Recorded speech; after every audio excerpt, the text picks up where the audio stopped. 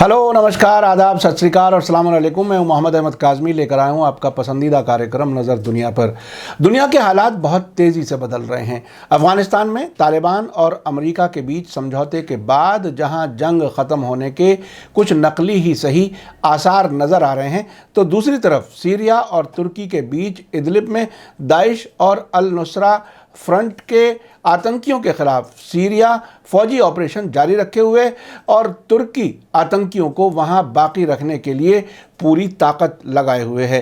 3 दिन पहले सीरिया के हमले से 34 तुर्की फौजी मारे जाने के बाद तुर्की ने सीरिया के जहाज़ गिराने का दावा किया है, जिससे सीरिया ने इनकार किया है।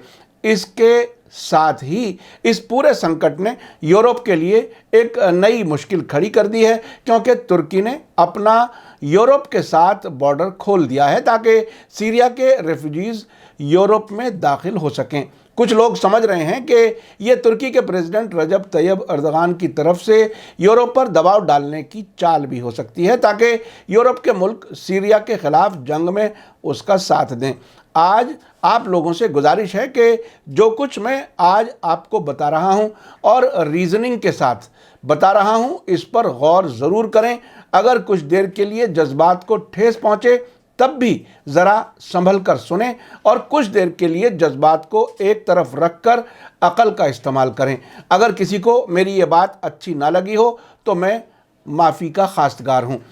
खबर में आगे बढ़ने से पहले आपसे गुजारिश है कि अगर आप YouTube पर देख रहे हैं तो सब्सक्राइब कर लें और घंटी दबाना ना भूलें, और अगर फेसबुक पर देख रहे हैं तो हमारा पेज फॉलो कर लें और लाइक ज़रूर करें, ताकि आपको हमारी हर एक वीडियो की खबर सही वक्त पर मिल सके।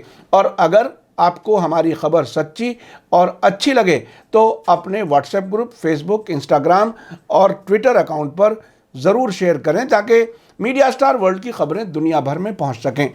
यूरोप में तुर्की की तरफ से रेफ्यूजीज़ को भेजने या दरवाज़ा खोलने के संकट पर हम ज़रा आगे बताएंगे। पहले मैं आपको सीरिया और तुर्की के बीच होने वाले इदलिब में टकराव के बारे में बात करता हूं।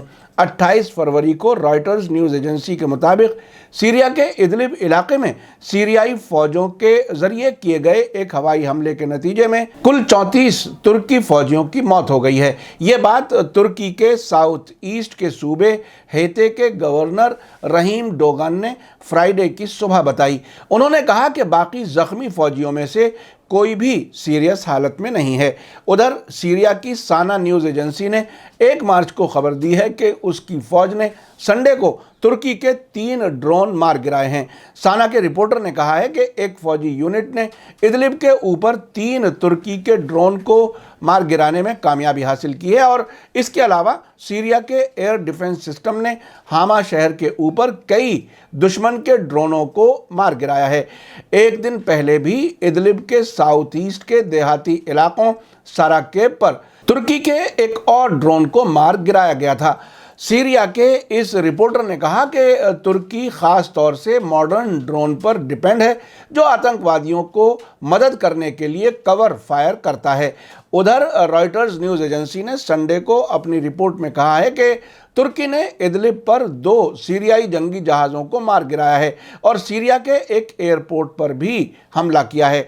तुर्की ने पिछले थर्सडे से रूस की सपोर्ट वाली सीरियाई फ़ौज के खिलाफ ड्रोन हमले तेज़ कर दिए थे, और सीरिया की फौजी कार्रवाई को देखते हुए नॉर्थ वेस्ट सीरिया के इदलिब सूबे में हज़ारों फौजी और जंगी वाहनों को तैनात कर दिया था। लेकिन सीरिया की न्यूज़ एजेंसी साना के मुताबिक बशार अल असद सरकार ने तुर्की के ज़रिए अपने जंगी जहाज़ के गिराए जाने से इनकार किया है। इस बीच रूस की न्यूज़ एजेंसी तास ने कहा है कि रूसी डिफेंस मिनिस्ट्री के एक बड़े अफसर एडमिरल ओलेग ज़ुरालेफ ने संडे को कहा है कि मॉस्को सीरिया में उड़ान भरने वाले तुर्की के जहाज़ों की सुरक्षा की गारंटी नहीं दे सकता, क्योंकि दमिश्क ने इदलिब इलाके में एयर स्पेस को बंद कर दिया है। रूस की डिफेंस मिनिस्ट्री ने ये वार्निंग जारी ऐसे वक्त में की है जबकि तुर्की ने संडे को इदलिब पर सीरिया के 2 जंगी जहाज़ों को मार गिराने का दावा किया है। इन हालात के बीच बीबीसी ने खबर दी है कि तुर्की और सीरिया के बीच जंग तेज़ होने के बाद अब यूरोप में एक नया क्राइसिस यानी संकट उभरता नज़र आ रहा है। तुर्की ने अपने यहाँ रह रहे सीरियाई रेफ्यूजीज के लिए यूरोप में दाखिल होने के दरवाजे खोल दिए हैं। इस वजह से तुर्की के पड़ोसी मुल्क और यूरोपीय यूनियन के एंट्रेंस गेट समझे जाने वाले ग्रीस को मुश्किलों का सामना करना पड़ रहा है। ग्रीक सरकार ने कहा है कि उसने संडे 1 मार्च से अपने यहाँ शरण देने के लिए आवेदन यानी एप्लीकेशन लेना बंद कर दिया है और गैर कानूनी ढंग से मुल्क में दाखिल होने वालों से सख्ती से निपटा जाएगा। बीबीसी के मुताबिक पिछले 36 घंटों में ग्रीस ने 10,000 के लगभग लोगों को अपने यहां आने से रोका है। इस दौरान विदेशियों ने ग्रीक बॉर्डर गार्ड पर पथराव किया है, जिस पर ग्रीक बॉर्डर गार्ड को आंसू गैस का इस्तेमाल करना पड़ा। अब यूरोपीय काउंसिल के प्रेसिडेंट ग्रीस की तुर्की के साथ लगती हुई सीमा का मुआयना करने वाले हैं। तुर्की में इस वक्त 37 लाख के करीब रेफ्यूजीज हैं। अब वो इन्हें यूरोप की तरफ जाने दे रहा है। तुर्की ने यह फैसला इदलिब सूबे में सीरियाई हवाई हमले में अपने 34 फौजियों के मारे जाने के बाद लिया है। सीरिया के साथ तुर्की का लंबा बॉर्डर लगता है। जंग की वजह से सीरिया के नागरिकों ने बड़ी तादाद में तुर्की में शरण ली हुई है। सीरिया के अलावा अफगानिस्तान और दूसरे मुल्कों से आए हुए लोग भी बड़ी तादाद में तुर्की में हैं। यूरोपीय यूनियन के साथ 2016 में हुए समझौते के तहत तुर्की ने इन्हें यूरोप में दाखिल होने से रोका हुआ है, मगर अर्दगान का इल्ज़ाम है कि यूरोपीय यूनियन ने इस समझौते की शर्तों पर अमल नहीं किया है। अब से पहले भी अर्दगान इस मामले पर यूरोपीय यूनियन पर दबाव बनाते रहे हैं।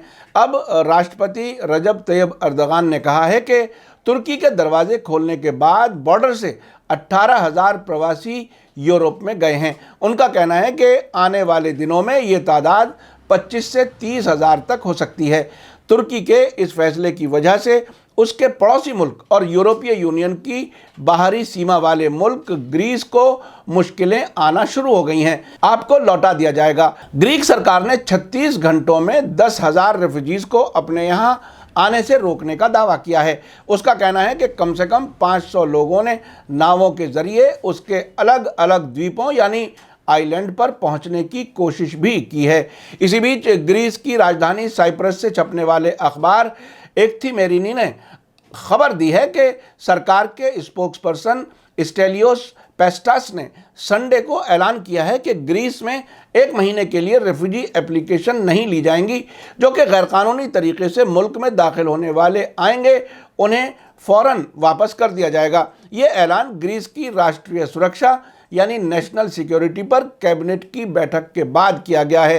पेस्टास ने कहा कि ग्रीस यूरोपीय बॉर्डर और तट रक्षक एजेंसी, जिसे फ्रंटेक्स भी कहा जाता है, ग्रीस के बॉर्डर की रक्षा के लिए तेजी से दखल देने को कहेगा। आपने देखा कि एक नए किस्म का संकट पैदा हो रहा है, जो संकट 2011 में अमेरिका, इजराइल और सऊदी अरब और यूरोपीय मुल्कों के जरिए सीरिया की हुकूमत गिराने और सीरिया और इराक में अबू बकर अल बगदादी के जरिए नकली इस्लामी हुकूमत कायम करने के बहाने इन दोनों मुल्कों के टुकड़े टुकड़े करने के लिए साजिश के तहत आतंकियों को भेजने से शुरू हुआ था। अब उन्हीं मुल्कों को इसका नतीजा भुगतना पड़ रहा है। तुर्की ने ही दाइश आतंकवादियों को सीरिया और इराक में जाने के लिए अपना रास्ता दिया था। बाद में ये भी खबर आई थी कि अर्दगान के बेटे बिलाल अर्दगान दाइश के जरिए सीरिया और इराक से चोरी किए गए तेल के कारोबार में शामिल था। ये सभी खबरें आज भी आप गूगल करके खुद देख सकते हैं। आतंकवादी इस्तांबुल का एक तरफ का टिकट लेकर आते थे और ज़मीनी रास्ते से सीरिया में दाखिल होते थे। बाद में वहीं से वे इराक भी पहुंचते थे। आपको याद होगा, सीरिया में दाइश ने रक्का शहर को अपनी राजधानी बनाया था और इराक में मौसुल शहर को राजधानी समझते थे। इन हालात से ये नतीजा भी निकाला जा सकता है कि अगर दूसरों के कहने पर पड़ोसी मुल्कों को हड़पने की कोशिश की जाएगी तो नतीजा यही होना था।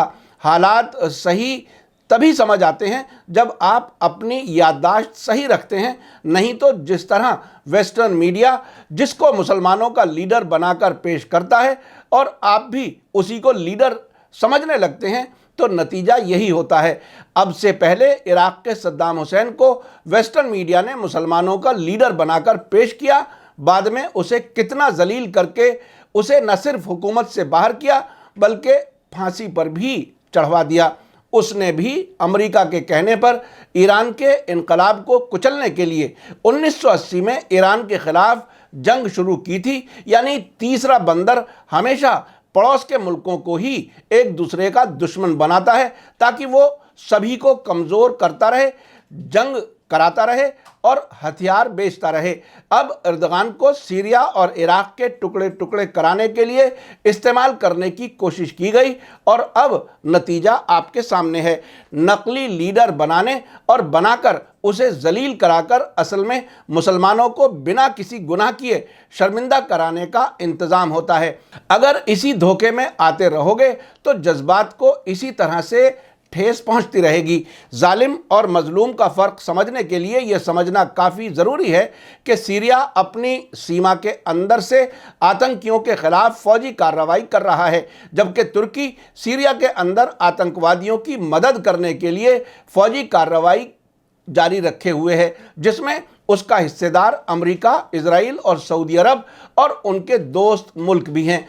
किसी भी इंसाफ पसंद के लिए सिर्फ ये समझना काफ़ी है कि जिसके घर में दाखिल होकर कब्ज़ा किया जा रहा है वो मजलूम है या जो दूसरे के घर में घुसकर कब्ज़ा करने में मसरूफ़ है वो मजलूम है। सच तो यही है कि सीरिया में दाखिल होकर जो कब्ज़ा कर रहा है वही जालिम है। साथ ही ये भी समझना ज़रूरी है कि सीरिया के रास्ते से ईरान की मदद हिजबुल्लाह और हमास जैसे ग्रुप्स को पहुंचती है जो इजराइल के जुल्म के ख़िलाफ़ खड़े हुए हैं।